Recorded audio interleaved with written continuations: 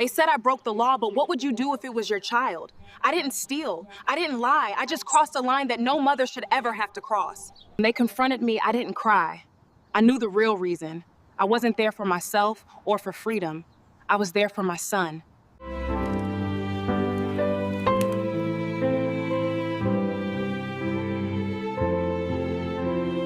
I didn't know his name.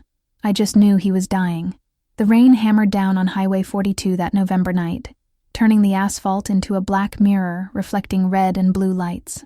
I was driving home from my shift at Henderson County Hospital, exhausted, my scrubs still damp from a 12-hour rotation in the ER.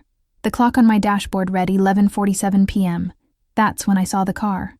It was wrapped around the guardrail like a crushed soda can, steam rising from the crumpled hood, one headlight still flickering weakly into the darkness. My heart seized. I pulled over immediately, hands shaking as I grabbed my phone and called 911. "There's been an accident on Highway 42, mile marker 18, I said, already running toward the wreck. "Single vehicle. I'm a nurse. I'm going to check for survivors." The dispatcher's voice crackled through the speaker, but I wasn't really listening anymore, because that's when I heard it, a sound that every medical professional learns to recognize. A sound that cuts through everything else. Someone was choking. I reached the driver's side door and looked inside. A man, maybe 40 years old, was slumped against the steering wheel, blood streaming from a gash on his forehead. But worse, so much worse, his face was turning blue. His airway was blocked. He had minutes, maybe less. "Sir, can you hear me?" I shouted, yanking at the door handle. It wouldn't budge. The impact had warped the frame. His eyes found mine, wide, terrified, desperate. He was conscious enough to know he was dying. I acted on instinct. I ran to the passenger side, found that door jammed too, then grabbed a rock from the roadside and smashed the rear window. Glass exploded inward. I didn't care. I climbed through, cutting my arms on the remaining shards, and squeezed between the seats to reach him. His lips were nearly purple now. No time for finesse. I released his seatbelt and pulled him backward, trying to clear his airway. He was heavy, dead weight, but adrenaline is a hell of a drug.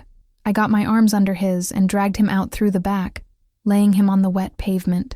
That's when I saw it, a piece of something, maybe part of his steering wheel, lodged in his throat. I did a finger sweep, felt the object, pulled it out. Blood came with it. Then I tilted his head back and started rescue breathing. 1 breath, 2 breaths. His chest rose. Color started returning to his face. "Come on," I whispered. "Come on, stay with me." He coughed, sputtered, took a gasping, beautiful breath on his own. I nearly cried with relief. That's when the sirens came. 2 police cars and an ambulance pulled up, flooding the scene with light. I stood up, covered in this man's blood and my own, ready to hand him off to the paramedics, ready to finally breathe myself. "Step away from him," a voice commanded. I turned.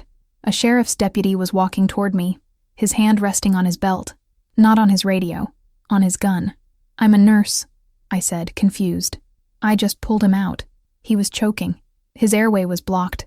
Step away from the vehicle and the victim. Now." Something in his tone made my stomach drop. This wasn't gratitude. This wasn't relief. "Officer? I don't understand. Hands behind your back." I felt the cold metal of handcuffs click around my wrists before my brain could even process what was happening. The paramedics rushed past me to the man I just saved, and I stood there in the rain, restrained, watching them load him into the ambulance. "What's happening?" I asked, my voice breaking. "I called 911. I saved his life. What's happening?" The deputy's face was stone. "You tampered with an active crime scene. You moved evidence. You interfered with an ongoing investigation." "Investigation?" He was dying. The vehicle was flagged in a hit-and-run that killed a teenager 2 miles back. "You just contaminated our entire case." The world tilted. They said I'd crossed a line, broken a rule, interfered with justice. I saved a life that night, and somehow, that made me a criminal. The inside of a police station at midnight smells like burnt coffee and desperation.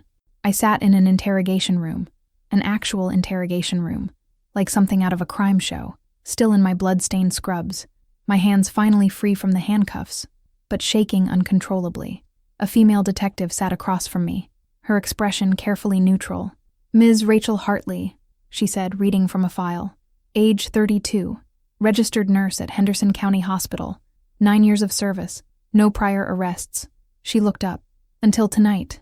I need you to understand something, I said, my voice hoarse. That man was dying.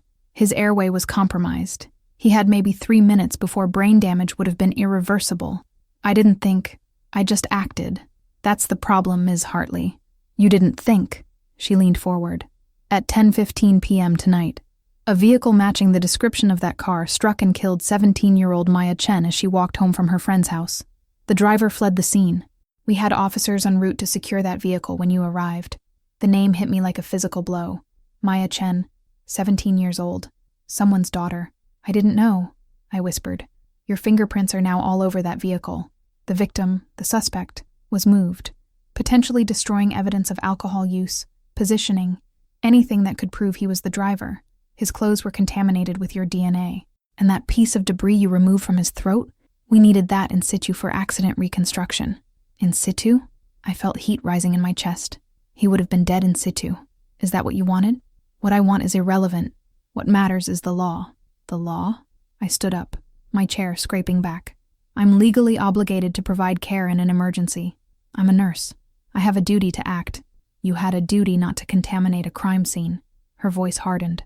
That girl's family deserves justice, and you may have just made it impossible to convict her killer. The room fell silent, except for the hum of fluorescent lights. I sat back down slowly, the reality of what she was saying settling over me like concrete. I hadn't just saved a man. I might have saved a murderer, and in doing so, I might have destroyed the only chance to prove it. What happens now? I asked quietly. You're being charged with obstruction of justice and tampering with evidence. You'll be arraigned in the morning. I suggest you call a lawyer. They let me make one phone call. I dialed my sister, Jennifer, and tried to explain through tears what had happened. She didn't understand. How could she? I barely understood myself. By the time they released me on my own recognizance at 4 a.m., the story had already leaked. My phone had 17 missed calls and a dozen text messages. The local news had gotten hold of it somehow. Nurse arrested after saving accident victim. Destroyed evidence in fatal hit and run. I drove home in a daze as the sun began to rise over a city that suddenly felt hostile. The investigation would eventually reveal something I didn't know that night. The accident happened just outside the city limits, in a jurisdiction that would become crucial to my case. The exact location, the exact boundaries, would matter more than I could have imagined. Can you guess which city this happened near? Drop the name in the comments. You might be surprised by how much the location shaped what happened next. When I walked into my apartment, I caught my reflection in the hallway mirror. I looked like I'd aged 10 years in one night. Blood still streaked my arms where the glass had cut me. My scrubs were ruined.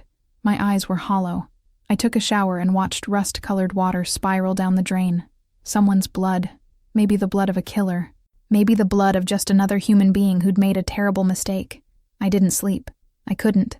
Instead, I sat at my kitchen table and did what I always do when the world stops making sense. I tried to make sense of it anyway. The call came from a lawyer I'd never met before. Ms. Hartley? My name is David Brennan. I heard about your case, and I'd like to represent you. I was sitting in my living room, curtains drawn, watching my phone blow up with notifications I didn't have the courage to read. It had been less than 24 hours since my arrest, but it felt like a lifetime. I can't afford a lawyer, I said flatly. I'm not asking you to pay me. Not yet, anyway. His voice was warm, gentle.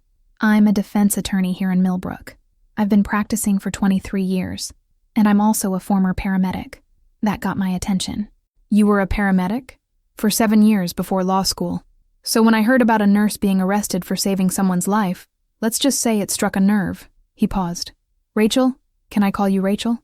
Sure. Rachel, you did what you were trained to do, what you were morally and professionally obligated to do, and the state is trying to punish you for it.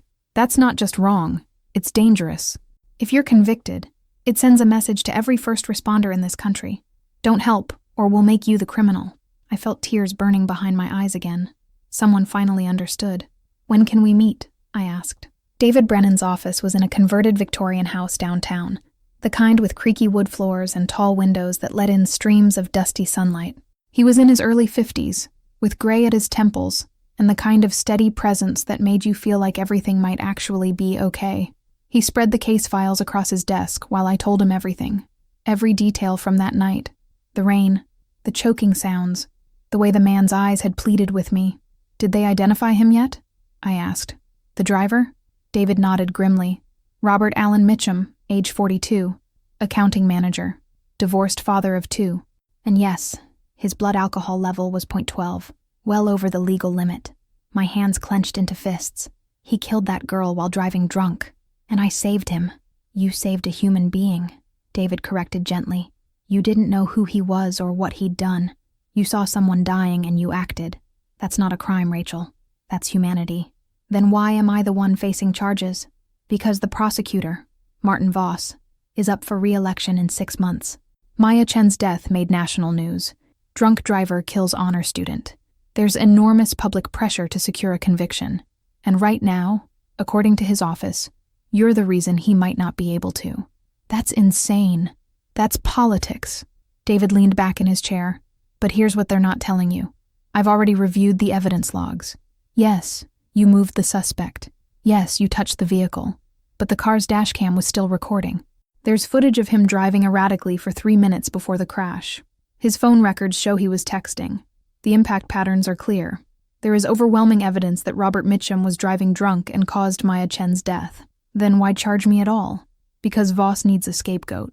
If the case gets messy, if Mitchum's defense attorney finds any technicality, Voss can point at you and say, the nurse destroyed critical evidence. You become his insurance policy. I felt sick. Can we fight this? We can. And we will. David pulled out a legal pad and began making notes. First, we're going to file a motion to dismiss based on Good Samaritan laws and professional duty to act. Second, we're going to gather every piece of evidence that proves Mitchum was guilty regardless of your intervention. Third, we're going to make the public understand what really happened that night. The public already hates me, I said quietly. Have you seen the comments online? His expression softened. I have. But Rachel, the court of public opinion isn't where this case will be decided.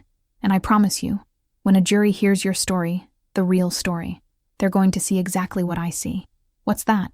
A hero who's being punished for refusing to let someone die. The arraignment was a blur of legal terminology I barely understood.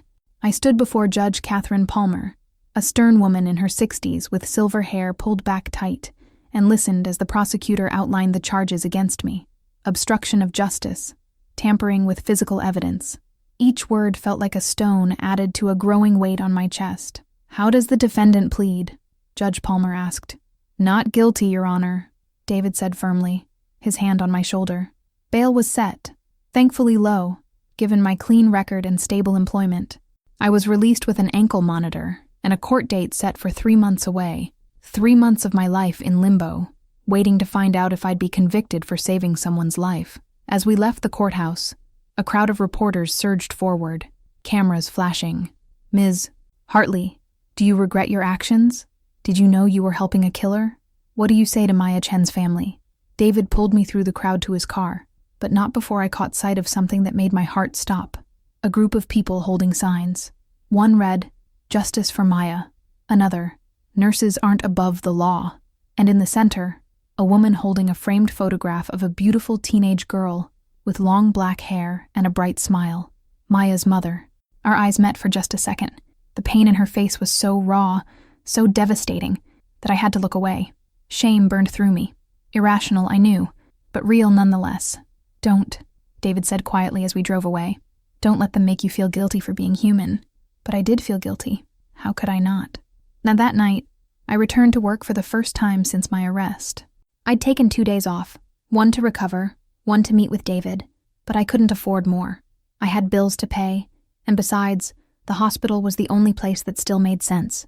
The only place where the rules were clear, save lives, no matter what, or so I thought. Rachel, can I see you in my office? Linda Morrison, the nursing director, stood in the doorway of the break room. Her expression was carefully neutral, which meant bad news.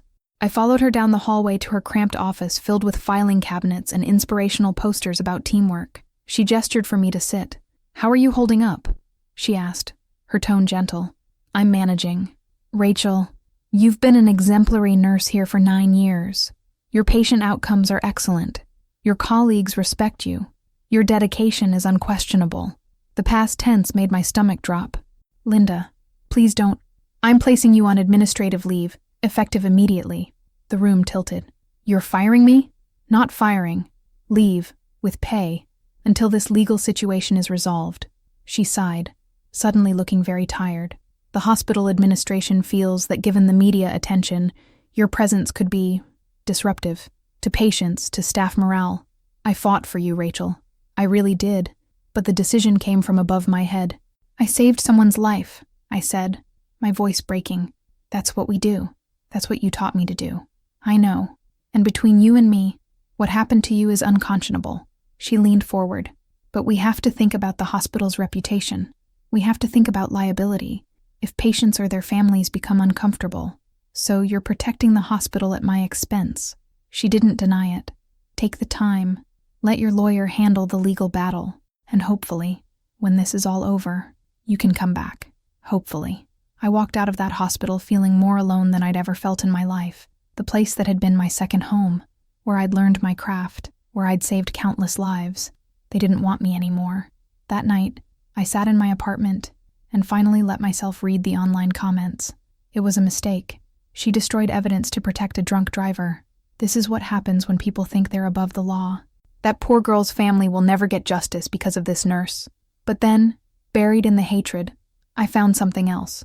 A comment from someone with the username, EMTMike79. I would have done the exact same thing.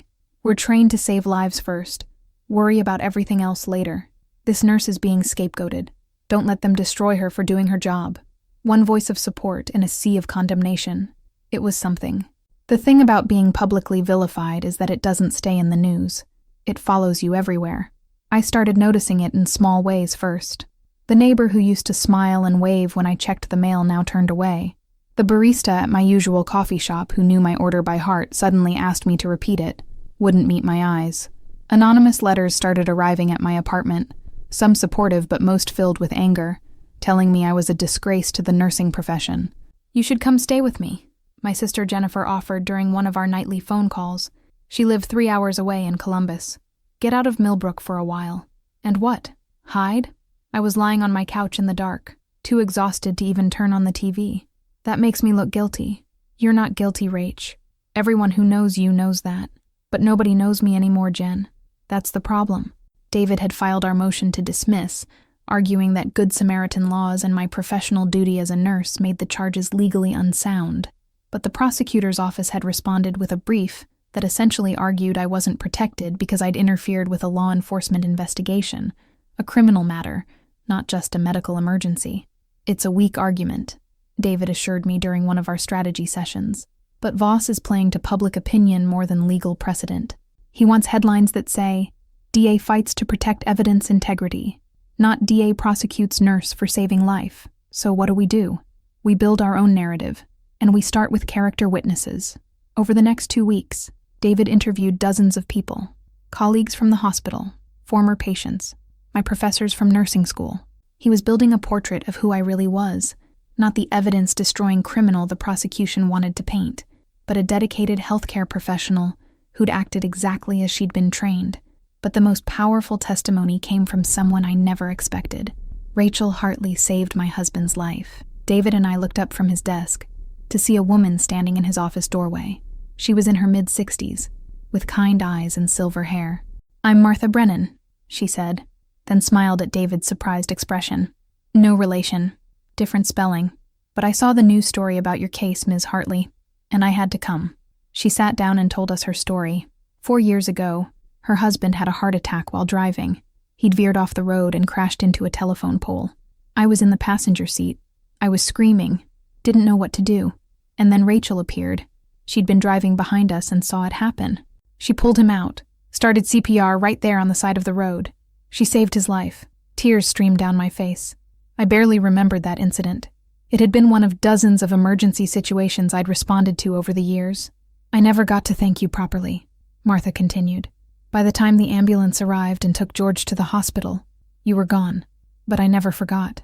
And when I saw what they're doing to you now, she reached into her purse and pulled out a folder. These are letters from our family, our friends, people whose lives you've touched. I want to testify. I want the court to know who you really are. David took the folder with something like awe in his eyes. Mrs. Brennan, this is extraordinary. It's the truth, she said simply, then turned to me. Don't you dare let them make you feel ashamed for having a good heart. After she left, I sat in David's office and cried, the first tears of relief I'd shed in weeks. We're going to win this, David said quietly. I promise you, Rachel. We're going to win. I wanted to believe him, but the hearing on our motion to dismiss was still 2 weeks away, and every day felt like an eternity. What I didn't know then was that everything was about to change, because Robert Mitchum, the man I'd saved, was about to wake up from his medically induced coma, and he was about to tell a story that nobody expected. The headline appeared on a Tuesday morning: Mitchum awakens, claims no memory of crash. I was sitting in David's office when he saw the news alert on his phone. His expression darkened immediately. What? I asked. What is it? He turned the screen toward me. The article quoted Robert Mitchum's attorney, a high-powered defense lawyer named Patricia Valdez, stating that her client had suffered a traumatic brain injury in the crash and had no recollection of the events leading up to it. He doesn't remember, I said slowly. Or he's claiming he doesn't remember. It's a common defense strategy in cases like this, David explained. Memory loss, whether real or fabricated, makes him a more sympathetic defendant.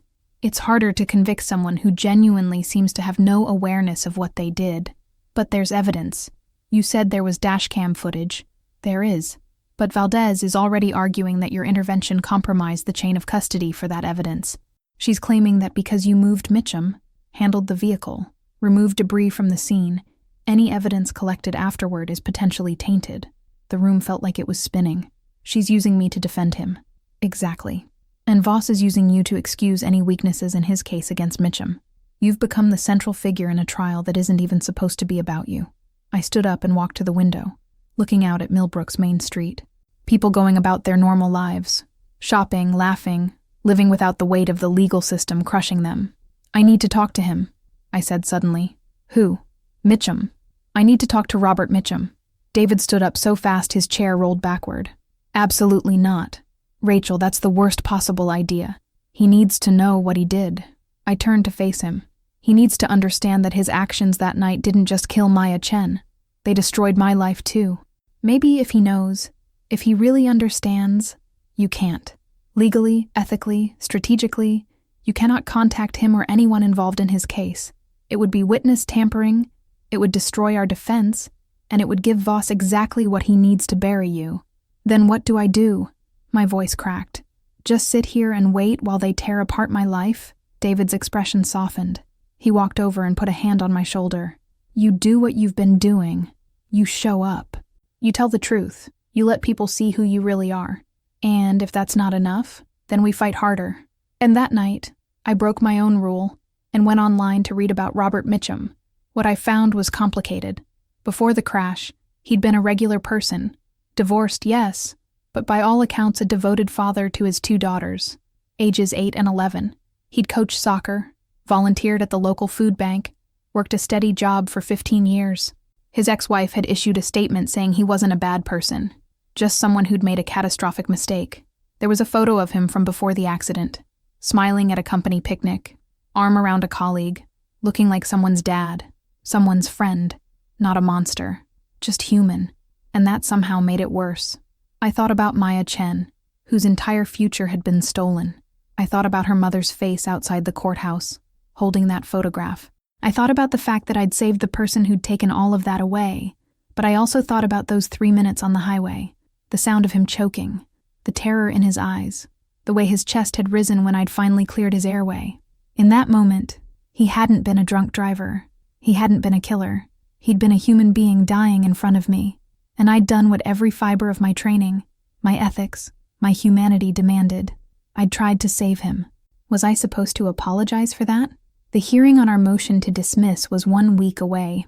7 days until I'd stand before a judge and argue that saving a life shouldn't be a crime. 7 days until I'd find out if the law agreed. I barely slept that week. But I wasn't alone in that, because Maya Chen's family wasn't sleeping either, and they were about to make their voices heard. The courthouse steps were crowded the morning of the hearing. I'd expected media. What I hadn't expected was the sheer number of people who'd shown up, on both sides. On the left, a group of nurses and EMTs in their uniforms, holding signs that read, "Medical duty first," and "Prosecute criminals, not caregivers." David had told me about them.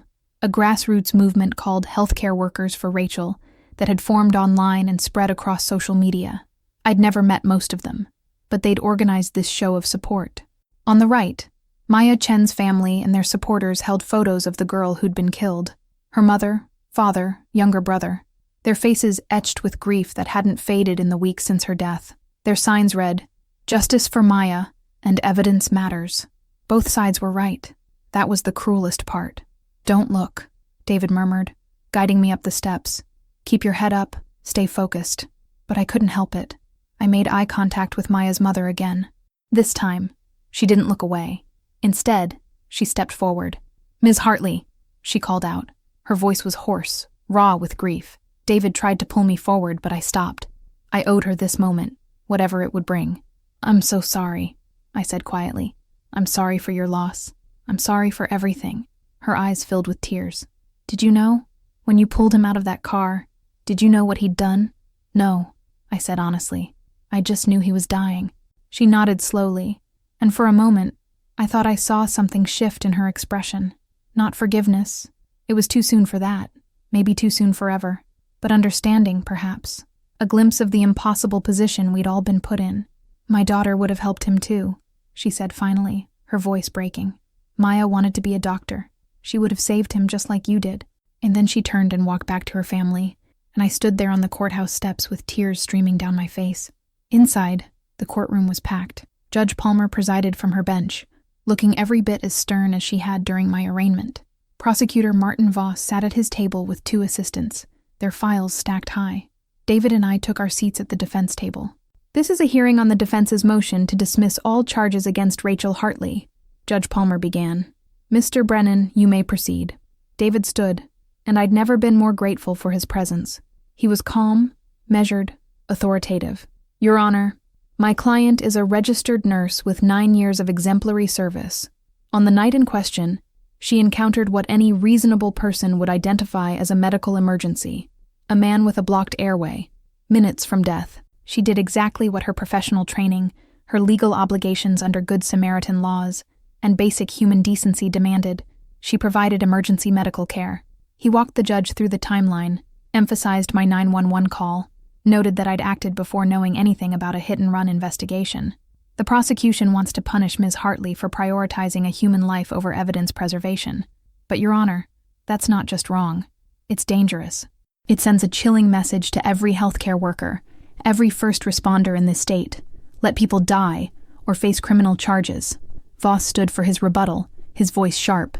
"Your Honor, this isn't about medical care. This is about a crime scene. Ms. Hartley had no authority to move the suspect, to handle the vehicle, to remove evidence. Her actions, however well-intentioned, compromised our ability to prosecute a man who killed a 17-year-old girl while driving drunk. The evidence against Mr. Mitchum remains overwhelming," David countered. "Dashcam footage, phone records, blood alcohol levels, none of that was affected by my client's actions. The prosecution is scapegoating Ms. Hartley to cover for any weaknesses in their own case." The arguments went on for 2 hours. Character witnesses testified, including Martha Brennan, whose emotional account of how I'd saved her husband left half the courtroom in tears. Finally, Judge Palmer called for a recess. "I'll issue my ruling by the end of the week," she announced. 3 more days of waiting, 3 more days of my life hanging in the balance. But something had shifted in that courtroom. I'd felt it. The truth was finally being heard. The call came on a Friday afternoon. I was at home, staring at my phone, willing it to ring while simultaneously dreading the moment it would. Jennifer had flown in to stay with me, and she sat on the couch holding my hand, both of us too anxious to speak. When David's name appeared on the screen, my heart nearly stopped. "Rachel?" His voice was carefully controlled, and I couldn't read it. "Tell me," I whispered. The judge granted our motion. All charges dismissed. I heard the words, but they didn't register at first. Jennifer was looking at me, eyes wide with question. I couldn't speak. "Rachel? Did you hear me? You won. It's over." "I won," I repeated numbly, and then the reality of it hit me and I started sobbing. Relief, joy, disbelief, all of it crashing over me at once. Jennifer pulled me into a hug and we both cried. Judge Palmer issued a 17-page ruling. David continued, his voice thick with emotion. She eviscerated the prosecution's case, cited Good Samaritan laws, medical duty to act, the lack of criminal intent. Rachel, she wrote that punishing healthcare workers for providing emergency care would create a dangerous precedent that undermines public safety and human decency. And those were her exact words. "What about Mitchum's case?" I asked, wiping my eyes. "Unaffected. The judge ruled that the evidence against him remains solid regardless of your intervention. His trial will proceed. Justice for Maya Chen will proceed. You were just removed from being collateral damage in that process." After we hung up, I sat in stunned silence. It was over. The nightmare that had consumed my life for months was actually over. But I didn't feel victorious. I felt exhausted, hollowed out. My phone started buzzing with messages. Colleagues from the hospital congratulating me. Friends I hadn't heard from in weeks suddenly reappearing. The hospital administrator calling to say my administrative leave was lifted, and I could return to work whenever I was ready. That night, the local news ran the story. The headline, "Charges dismissed against nurse in controversial case." I watched the coverage with Jennifer, saw clips of David reading from the judge's ruling, saw interviews with other nurses calling it a victory for healthcare workers everywhere. But they also interviewed Maya Chen's family. Her father, composed but clearly struggling, said, "We're grateful that Ms. Hartley won't face criminal charges. She was doing her job, but our daughter is still gone, and the man who killed her is still alive because of those actions. That's something we'll have to live with forever." The complexity of that statement, the grace and the grief intertwined, broke my heart all over again. 3 weeks later, I returned to work. Walking back into Henderson County Hospital felt surreal. The same hallways, the same smells of antiseptic and coffee, the same rhythm of beeping monitors and overhead pages. But I was different. This place was different. Or maybe it was just that I could finally see it clearly again. "Welcome back, Rachel." Linda Morrison met me at the nurse's station with a warm smile. "We've missed you." "Thanks, Linda." My first shift back was quiet. Linda had made sure of that, giving me a light assignment to ease back in. But around hour 6, the ER got a call about an incoming trauma from a car accident. My body tensed immediately. Every nurse around me paused, watching to see my reaction. I took a deep breath. "What do we know?" "Single vehicle? Rolled over on Highway 42, the charge nurse said carefully. "Driver is conscious, stable vitals, but complaining of chest pain. Highway 42, the same road where this all began." "I'll take it," I said. Linda stepped forward. "Rachel, you don't have to." "I'll take it," I repeated, more firmly this time. When the ambulance arrived, I was ready. The patient was a woman in her 50s, frightened but alert. I assessed her vitals, checked for internal injuries, started an IV, did everything I'd done 1,000 times before. But this time, I was fully present for it. Not just going through the motions, but remembering why I'd chosen this profession in the first place. To help, to heal, to see human beings at their most vulnerable, and offer them care without judgment. The woman grabbed my hand as we wheeled her to imaging. "Thank you," she whispered. "Thank you for being here." I squeezed back. That's what I'm here for. And that night, I drove home past the spot where Robert Mitchum had crashed. Someone had placed a memorial there. Flowers, photos of Maya Chen, stuffed animals, and candles. I pulled over and got out of my car. The flowers were wilting now, the candles long burned out. But the photos remained. Maya in her school uniform. Maya laughing with friends. Maya holding a trophy, her whole life ahead of her. I stood there in the darkness and let myself feel the full weight of it. The tragedy, the waste, the impossible complexity of what had happened that night. I'd saved a life. That life had taken another life. Both things were true. Both things mattered. I couldn't change what had happened, but I could choose what to do next. I got back in my car and drove home. And for the first time in months, I felt like I could breathe. Robert Mitchum's trial began 6 weeks after my charges were dismissed. I wasn't required to testify. The prosecution had decided my involvement would be too controversial, too likely to muddy their case. But I attended anyway, sitting in the back of the courtroom, needing to see it through to the end. Mitchum looked different than he had in that crashed car. Thinner, older, broken in ways that had nothing to do with physical injuries. He sat at the defense table in a gray suit, his hands folded, his expression blank. The trial lasted 8 days. The evidence was overwhelming, just as David had said. Dashcam footage showed Mitchum weaving across lanes in the minutes before the crash. Cell phone records proved he'd been texting, Toxicology confirmed his blood alcohol level. Accident reconstruction experts testified that his vehicle had struck Maya Chen as she walked on the shoulder of the road, sending her into the ditch where she died of massive internal injuries. Witnesses described Mitchum's behavior at a bar earlier that evening: drunk, belligerent, insisting he was fine to drive when the bartender had offered to call him a cab. Maya's family testified about the girl they'd lost. Her mother described finding out that her daughter was gone, the police at her door at midnight. Her father talked about Maya's dreams of becoming a pediatrician, her volunteer work at a youth center, her infectious laugh. Her younger brother, just 14 years old, took the stand and said simply, "She was my best friend, and now she's gone forever." The courtroom was silent except for the sound of crying. Mitchum's defense tried to paint him as a good man who'd made a terrible mistake. They brought in his ex-wife, who testified that he'd never had a drinking problem before. His daughters wrote letters to the judge describing their father as kind and loving. His employer spoke about 15 years of reliable service. "He's not a monster," Patricia Valdez argued in her closing statement. "He's a human being who made a catastrophic error in judgment. He will carry the guilt of what he did for the rest of his life. Isn't that punishment enough?" But Prosecutor Voss's closing was devastating. He held up photos of Maya, alive, vibrant, full of possibility, and then photos from the scene. He didn't show them to the courtroom, but the implication was clear. "The defense wants you to believe this was just a mistake," he said. "But every choice Robert Mitchum made that night was deliberate. He chose to drink. He chose to get behind the wheel. He chose to text while driving. And Maya Chen paid the price for those choices with her life." The jury deliberated for 4 hours. Guilty on all counts. Vehicular homicide while intoxicated, leaving the scene of an accident. Reckless endangerment. When the verdict was read, Mitchum collapsed forward, his shoulders shaking. His daughters cried in the gallery, and Maya's family held each other, tears of relief and grief streaming down their faces. Justice had been served, but it felt hollow, because Maya was still gone, because Mitchum's daughters would grow up without their father, because no verdict could undo that night. Sadia. After the sentencing hearing 2 weeks later, Mitchum received 15 years in prison. I found myself standing outside the courthouse again. Maya's mother approached me slowly, hesitantly. "Ms. Hartley," she said, "I wanted to thank you." I looked at her in confusion. "Thank me? For coming to the trial, for bearing witness. You didn't have to be here." "I needed to see it through," I said quietly.